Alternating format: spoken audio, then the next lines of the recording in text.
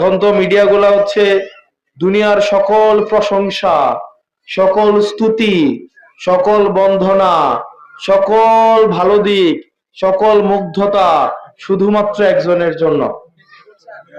যেমন আমরা আবার হাসিনার আমলে আছি, সকল প্রশংসা হাসিনার, এরকম হইতো না?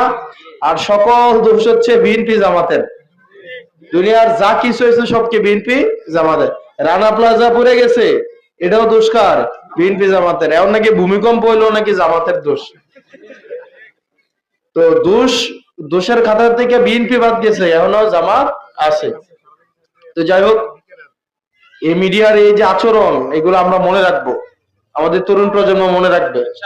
আবার একই সাথে সাথে আমরা তো সবাই এখন মিডিয়া হয়ে উঠি নাই? আমরা সবাই এক একজন এখন মিডিয়া। আমাদের জুলাইয়ের সময় পরিস্থিতি স্বাভাবিক হিসাবে দেখানো হয়েছে না, কিন্তু আমাদের এই মিডিয়া, মাইক্রো মিডিয়া, এটাকে বলা হয় আপনার সিভিল, এটাকে বলা হচ্ছে আপনার কি জানে সিটিজেন জার্নালিজম। কি বলে? Citizen journalism. অর্থাৎ নাগরিকরাই নিজেরা এখন কি হয়ে যাচ্ছে? মিডিয়া হয়ে গেছে। দেখবেন মানুষ আর মিডিয়ার খবর বিশ্বাস করে না। এই মিডিয়ার অনাস্থা, এটা মিডিয়ার দায়ভার। এই মিডিয়ার যে বিশ্বাস করে না মানুষ, এটা দায়ভার। যেমন বিশেষ করে সময় টেলিভিশনে কোনো খবর আইলে, আরে বাদ দাও, এটা মিছা কথা কইতেছে। ডিবিসি, দালাল একটা টিভি ডিবিসি। জুলাইয়ের সময় আমাদের যখন ডিজিএফআই ধরে নিয়ে যায়, ডিজিএফআই আমাদেরকে আমাদের সামনে বসাইয়া ডিবিসি রে ফোন দিলে নিউজ চেঞ্জ করে দিত, ৭১ রে ফোন দিলে নিউজ চেঞ্জ করে দিত, সময় টেলিভিশন রে ফোন দিলে নিউজ চেঞ্জ করে দিত আমাদের সামনে। সময় টেলিভিশন, ডিবিসি, ৭১, কালের কণ্ঠ, তারপর যে নিউজ 24, এরকম কয়েকটা সময় টেলিভিশন, তাদের যে হেডলাইন, তাদের রিপোর্ট, এগুলো প্রস্তুতি করে দিত হচ্ছে এজেন্সি। কে প্রস্তুতি করে দিত? এজেন্সি।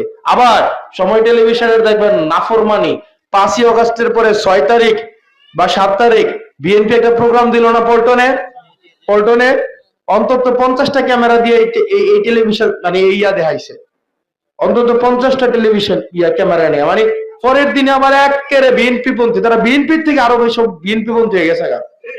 মানে যারা এত বছর ধরে বিএনপি জামাত করছে, তারাও এখন সময় টেলিভিশন, ডিবিসি, ৭১ কাছে লজ্জা পায়, তাই না? কন্ট্যাক্ট করছে না, ব্যাপারটা হয়েছে মালিক পরিবর্তন হয়েছে, মালিক। এই কারণে সাংবাদিকরা আমাদের কাছে এসে অভিযোগ করে, এই যে সাংবাদিকরা, ভাই নিউজটা পাঠাই হাউসে, নিউজটা প্রচার করে না, ভাই কি বলবো, প্রেসার দেয়, ভাই না এটা বলা যাবে না, হাউস থেকে না করছে। হাউস থেকে আমাদের তৃণমূলের সাংবাদিকরা অনেক সৎ, নিরপেক্ষ, বস্তুনিষ্ঠ সংবাদ প্রচার করার চেষ্টা করে, রোদে খেটে ভয় নিয়ে তারা হচ্ছে আপনার সংবাদ প্রচার করে, কিন্তু হাউসের দালাল গুলা এগুলা প্রচার করে না। যাই হোক, এই হাউসের দালালে আমরা মনে রাখবো, কিন্তু একই সাথে সাথে আমাদের সিটিজেন জার্নালিজমের উপর আমরা নির্ভর করব। সেজন্য আপনারা সাংবাদিকদের সাথে কথা বলার সময় আন্তরিকভাবে তাদের পেশাকে সম্মান